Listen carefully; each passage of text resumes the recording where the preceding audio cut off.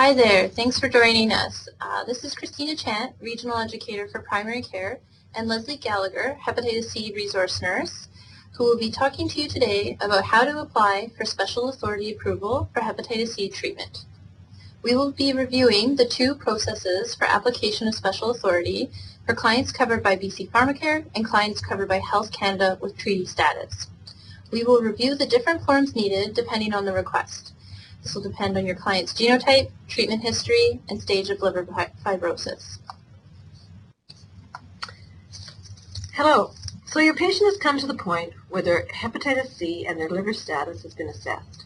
The patient and the team feel ready for treatment, and the Hep C physician has given the go-ahead and selected a regimen based on the client's individual needs. So what do you do next? First, determine whether your patient is status or non-status.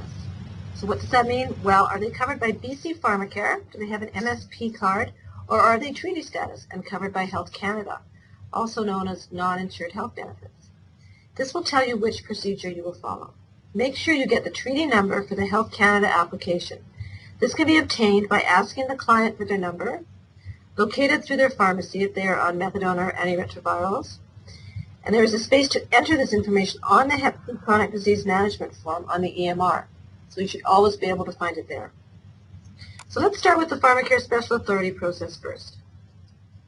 You're going to open up Google and you're going to search Special Authority Hepatitis BC Pharmacare.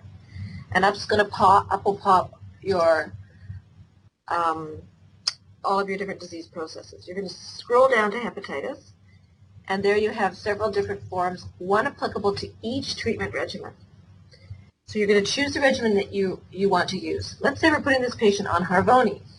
So you're going to choose ledipasvir sulfoxaflor for chronic hepatitis C. Click on that link, and your form is going to pop up. This is a two-page form, and you can pre-populate it right on your internet.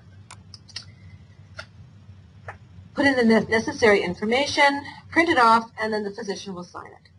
So one tip that has helped me is that you can print off some of these forms in advance that are pre-filled with the physician's name and identifiers, and then just fill in as each patient comes through. You can just fill them in using the basic form. So what do you need to complete this form and to secure approval? First, you need evidence of stage 2 fibrosis. Evidence of this is supported by a FibroScan report, by lab reports to support an APRI score of 0.7 or above, and or a FIB4 of 1.45 or greater. A liver biopsy result is also acceptable, but seldom conducted these days.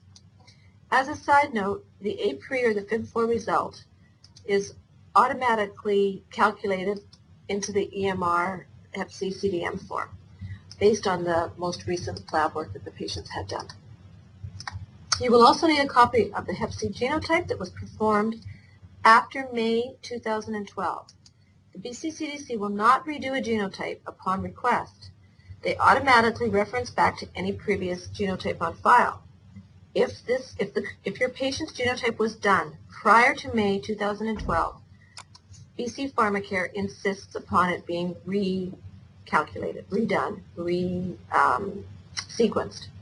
As a clinician, there's a form you can complete and send with a new genotype sample requesting the genotype be repeated because the patient is preparing for treatment.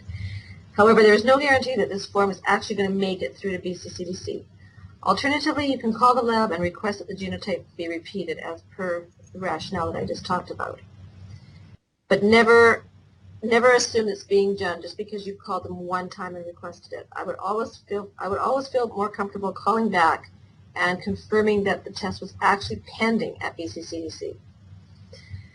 Another scenario is that if a patient had been treated in the past, regardless whether they have completed or partially completed treatment, Pharmacare requires a new genotype to rule out the possibility of a reinfection. And lastly, they will need a Hep C viral load result, which has resulted in the last 6 months. So let's take a look at the Health Canada application. Oh, pardon me. Sorry, let's go back for 1 second.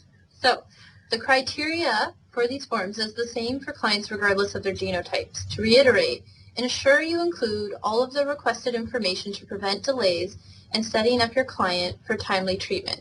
Following the application, the clinic will receive a fax back with the effective date and length of coverage outlined. The physician then can send a prescription to the pharmacy to order the medications. Now on to Health Canada. So, how does the request work for a Health Canada application? The physician will print and sign a prescription for the medication, dose, and length of treatment. This is sent to the pharmacy. Please ensure you include the status number on the prescription, as the pharmacist does not have this information. This information should be found, and if not, when found, add it to the EMR. Forms will then be processed from Ottawa and faxed directly to the clinic physician. They are populated with the patient name and identifiers, the physician name, and specific medications. The form will include questions about the probability of the client being followed by a multidisciplinary team. Please attach hard copies of the fibrosis stage, genotype, and viral load to your applications. Although the patient is being treated in BC, they may have status from another jurisdiction, band, or province in Canada.